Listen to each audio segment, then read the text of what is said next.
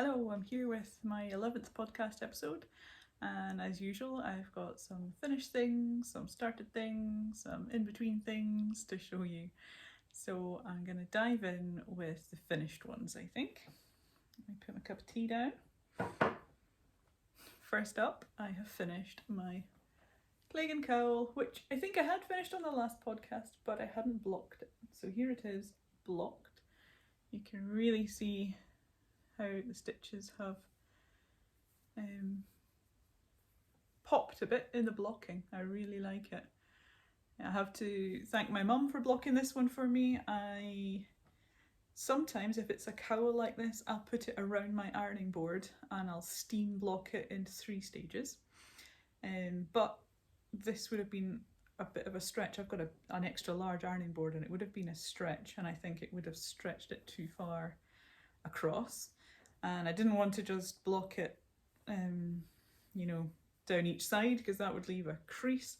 So my mum has a nice table I think it's acrylic, I would say plastic, I don't know. It's a modern table and it's red. If you saw it on my Instagram stories, it was so red, there was no way it was going on my grid because our whole room is red. But I did put it on my stories on Instagram as it was blocking, and it's in a good spot, a little bit of sunshine, a little bit of breeze from the window, and she just regularly turned it. So started it like that, and then she would turn it, maybe 10 centimetres or so, and then another 10 centimetres every time she was kind of passing by. And it has blocked really nicely. She's a knitter, and interestingly enough, she prefers the wrong side, which it's like that. I think it looks quite knitted actually. Oh, you can see the start and end of rows down there. Yeah. And I'm going to try it on. This one is for me. I'm probably going to get bits of fluffing in my lip balm. Oh, doesn't it look good? Yeah, and it doesn't matter because the inside is pretty as well. It doesn't matter if it spills over like that. It's got a nice depth to it. It'll keep my neck really warm over the colder months, and it's lovely. Yeah. So this was a mix of Wensleydale long wool, blue-faced Leicester, it's always a mouthful, that one, and alpaca, and it was from Ram U Knits, Titus it was called, and it's 4-ply. So this is not the recommended yarn for the pattern, which I haven't even mentioned that. The pattern is by Claudia Dingle, who is Sunbird Crochet on Instagram, and she's got a podcast here on YouTube as well. You'll find her under the same name. And this was in Murit magazine issue 2, and it's the first thing that I dived to make. And I'm so pleased I did. I really like it. I like the size of it. Claudia very helpfully gave instructions for adding width to the circumference and adding depth as well. I worked the same depth, I worked the same number of repeats, but I added in 1 repeat around the length. Just because I felt I needed it personally. It's up to you. Some people like them wider and then they can maybe put them around twice, or not as deep. It is a deep one. Not the depth I would normally have gone to, but I wanted to work it as close to the pattern as I could. And the other change I made was to add a round of crab stitch around, I'll show you on the right side, crab stitch around both edges, the top and the bottom, just to finish it off. And I'm quite happy I've done that. I like the way that finishes it. Just gives it a sort of a complete edge. I quite often put that or crab stitch around a blanket, and I shared a YouTube tutorial as well. So here on YouTube, if you search my playlist, I think it's how-to guides, you will find how to do a crab stitch, and I used the cowl on that video. So yeah, I've got quite a lot of videos here on YouTube. There's the podcast, which I started, I think it was just before Christmas I started. I'll need to take a note of the date so I can do podcast birthdays. Here goes a train. And so as well as that, I have tutorials. Most of them are in the how-to guide section. And actually what you can see on YouTube is only just over half of the amount of videos that I have on YouTube, because the rest are unlisted, which means they are hidden videos and you can only access them if you have purchased the pattern. So all the patterns on my website have got video support, and there's links in the patterns hair up my nose, links in all my patterns on my website to YouTube tutorials, which will take you through any of the trickier parts, any new stitches. If it's a sock, it'll take you right through the heel of the sock. In most cases I work that quite slowly in a step-by-step, stitch-by-stitch right through the heel with you to keep you right on that. So if there's anything that you think might be slightly too tricky for you, then I think with the YouTube tutorials, I think you should be fine, and you can try something that's a little bit more advanced. Yeah, and one thing I would say on that is if you do access those and you have bought them through the patterns, then please don't share those links, because they give, like, I mean, for example, the ones where I talk through exactly how to work a heel on a sock, that would give away the pattern for free, basically, if you were to share that link. There are, normally in each pattern, there's one tutorial which can be shared, normally the first one, or if there's a stitch combo or something, then that can maybe be shared, and I'll say that on it, and you can see that that is a public one. But the rest are unlisted. So that's all the patterns on my website. And as for Ravelry and Lovecrafts, certainly all the patterns from 2021 onwards. I've got a YouTube video or two, and some of the ones before that do as well, but definitely any of the patterns after 2021. And lots of my patterns have charts as well, either as well as the videos, or if it was pre-video, a lot of them have charts. That I used to be scared of putting myself out on video, so I would go for charts as a sort of extra step if people needed the help. And nowadays I do sometimes chart, but I'm more likely to just do a video, because I think it's easier for me to create, and I think visually, I think it, unless you can't read a pattern, you know, I know some people can't read a pattern and that's different, but I think visually in a video you get the sense of exactly how to do it if someone's just showing you, so I tend to put my time into that. I hope that makes sense. If you've got any comments on that, if you do like charts and you want me to continue adding charts, then let me know. I'd love to hear from you. So it's slightly too warm today. I think it's up to 16 degrees or something here. I've changed my position slightly. You can see out the window behind me there, it's bright and sunny. It's Wednesday, must be about the 17th, something like that, 18th. I'm not sure. Somewhere around there of May. Sorry, I struggle more with the month than the date. And I usually record on a Thursday. This week I'm on Wednesday, and I'm going out with a friend tomorrow, so I'm putting this on today, but it's likely actually to be tomorrow before I actually get it all uploaded to YouTube, because it's slightly later in the afternoon than I would usually record. So if you're interested, that is our date. So that is my first finished project, and I'll probably get a little bit of wear out of it before the season completely changes, because I mean, you can see it's pretty windy. If you're out down the beach, then yeah, in the evening I probably would wear that. So yay, finished it in time to wear. Now my second finished make is something I am equally pleased with. It is the little nesting toy from Lalilala, or Lalilala, I never know how to pronounce it. Is it on here? Yes. Lalilala Little Red Riding Hood, and this is a nesting set. And shout out to my mum again, because she bought me this set kit for my birthday. So it's finished. Here comes Mr. Wolf. Here he is. Oh, Little Red Riding Hood's popping in. But there, isn't he just the coolest? I love how this pattern worked out. You started at the nose, worked up, added in the ears, arms, and this bridge piece for the nose is worked in rose, and that's picked up from the nose. The tongue's added in at the end.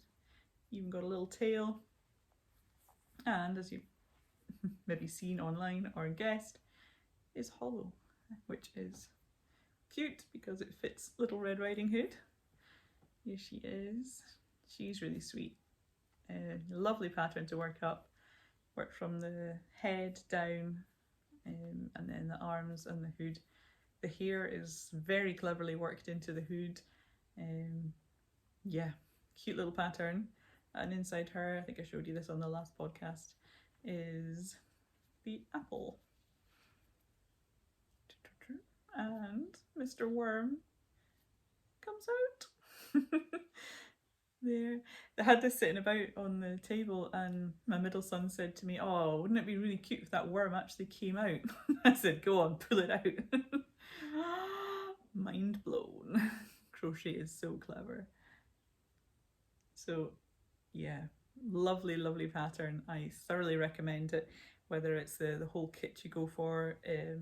This does come from Germany, so whether it's the whole kit or whether you just purchase the pattern and then use your own yarn.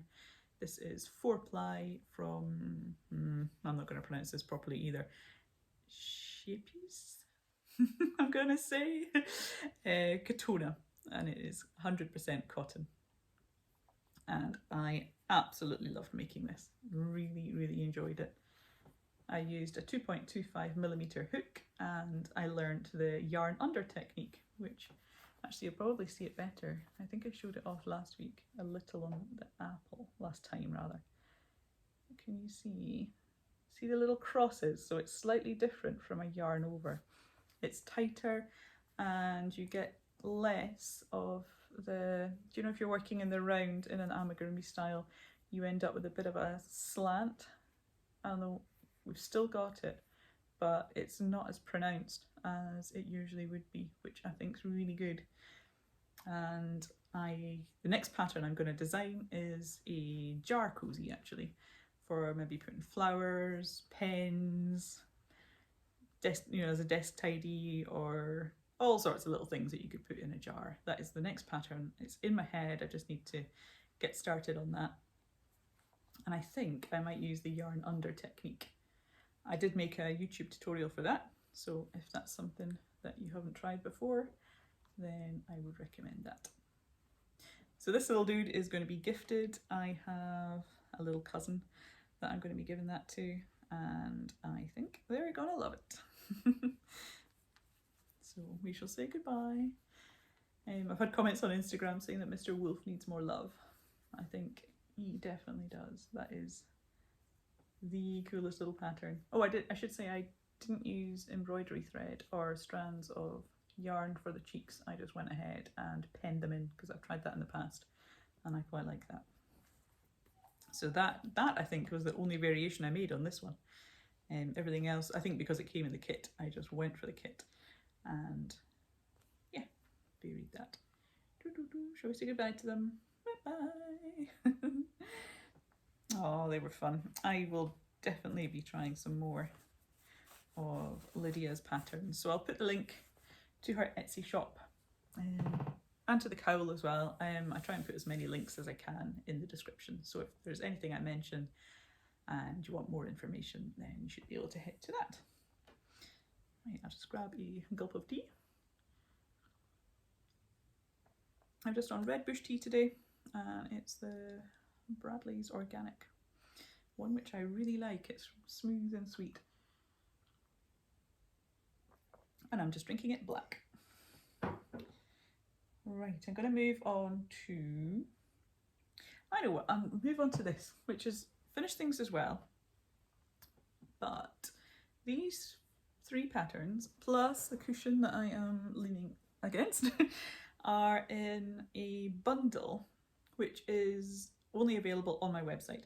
And I have labelled it as a pattern plus bundle, and it hasn't been selling too well, I'd have to say, just to be totally honest here.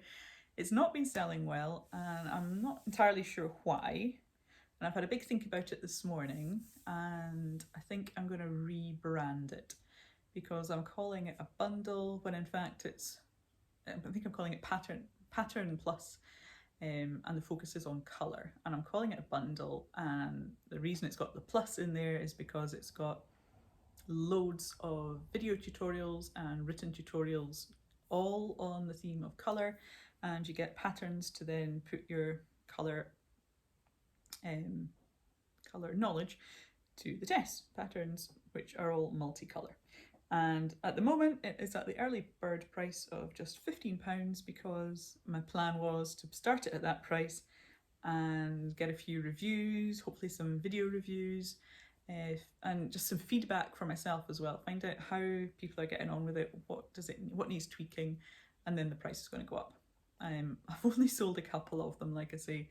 I think partly because it took so much work getting it out there, and I just flopped on the launch of it, and I didn't promote it enough when it did come out, and partly because I just think it's a little bit confusing what it actually is. So I'm going to change it and call it a course, which I think I was probably doubting my own position, my own authority by not calling it a course. Calling it a bundle seems a bit softer, but hey, no, I'm going to call it a course because it has so much knowledge that I have picked up when I was studying fine art at university, and which I've picked up through courses and bits and pieces, my own experience as a crochet designer, and I've put all that knowledge together, and it is a course. It's not a pattern plus bundle. So I haven't done it yet, but I am going to rename it. I'll put the link to that in the description if you want to pick that up. It's just £15 for the 4 patterns. So there's a scarf, printer ink scarf. There is a hat, which is available in 4 sizes. It's a DK weight hat. And banjo socks, which are worked in Aran weight. And the cushion behind me is worked in Aran weight, and it's multicolour as well. And it's all for just, at the moment, £15. And I priced it all out what it is actually valued at, and it came out at £43. So a huge saving at £15. If you want to grab that before I put the price up and give me some feedback on it, that would be amazing. Because I think it's definitely worth it, and I think it's something that you guys will find useful. There are so many tips in there about choosing colours, there's colour theory, and then I walk through a specific project, putting colours together and kind of, oh no, that one doesn't go, this one does go, and because, and that kind of thing, which I think, judging from the feedback I've had in the past, people would like to know more about how I choose colour. So that is there. Go, go, go, while it is just £15. Right, enough of that plug. I will go on to new projects. Yes, let's do new and then I'll do whips. I'll mix up the order. So just yesterday I started this, and you'll be amazed at how big it has grown already. It is going to be a cushion cover. It's a large cushion, so yeah, it's pretty big. It's maybe, I'd say, good 50 centimetres across here, and I'm working using 2 yarns held double. So I've got these 2, which I think are Lopi yarn. I got it in the charity shop at the weekend, and I got quite a lot of it. And there's the cream, the 2 colours I've started. It's kind of oatmeal, I would say, an oatmeal kind of colour. It's not, it's undyed, this one as well, so it's definite sheepiness to it. And then we have these colours, and I got them in the charity shop, all of it for £1.50, which is absolute bargain. And there's more. I saw it one day and I couldn't decide whether I actually wanted it because it takes up quite a bit of space, being big bulky balls, and this one, the big ball, was huge, probably came to about here. And I didn't know what I was going to do with it, so I thought I'm going to have a think and see what I might make with it, and if I can come up with a plan, then I'll go back. If it's there, I'll buy it. And it was all there. So for once, that's not my dog, it's other dogs. Hopefully she won't join in. So yeah, I'm going to do that cushion cover. Here we go. I'm just holding it double. I'm using a 9mm hook, and it's simply rows of half trebles or half double crochets if you are US terms. I'm just, let's say, making it up, but I intend to just work a block in half double crochet, and when the colours run out like they've done here, I'm just going to change and go for the next one, and we'll see how that goes. I think it'll work fine. I have a cushion which is just got a grey cover on it, which is pretty dull, so that will definitely brighten it up. Okay, knitting is my other project that is ongoing, and I have done a reasonable amount on these socks. They're still staying in my little Shetland Wool Week bag, and I'm still working on them both. Bit of this one, bit of that one, and at the moment they're both at the same place, which is the end of the heel flap. Yeah, end of the heel flap. So they both need that bit of attention. I have been taking them to craft groups every time I go because it's easy to just pick up and put down. It's portable. But now I've reached the heel bit, I will work on them at home and get them until they're back, till I've done the heel and then picked up the stitches down the side of the heel flap, and I'm back on gusset. I can handle the gusset when I'm out and about, but the heel and the picking up I think I will do when I've got peace and quiet at home. And this is lovely Rusty Ferret yarn from LJ, who lives up in Aberdeen. I got this stuff from my birthday, and the main colourway was Alien, and it's Superwash Merino, which is fab to work with. Oh, I got the wee label, I can show you. There, the little ferrets on it. Love it. I really like all the colours that Leona comes up with. So that one's fun to work with, and I should have said as well, I'm using Winnick Mum's basic sock pattern for that one. Yeah, so bit of quiet time and get all that heel done, and they'll be on to the next step. And I've also been working on this one. Until the weekend, I don't think I'd picked it up at all, and I thought, oh, I can't have another podcast and not talk about it. So here's the most recent colours. Sort of this stretch here. We've got some nice sort of tutti frutti, sweetie colours in there. There's that end. And that's where I was on the last podcast. So I've done a decent amount. Quite happy with the progress on this one, and this one is my pattern, and it will be free pattern on my blog, and I'm probably gonna make it free on my blog, and then there'll be extras which you can buy if you buy the whole pattern on my website or on Ravelry, and you'll be able to get the full download and all the extras that come with it. I have 2 scrappy blanket patterns on my blog already. Both of them are there for free, and you can look them up, and they give you lots of information about using different yarns and the formula for making them in any size. So they're both there, and I'm looking forward to finishing this. I think it's about a quarter of the way there at the minute, and I should probably finish it in the autumn and get it very quickly written up and tested, and then it will be with you shortly after that.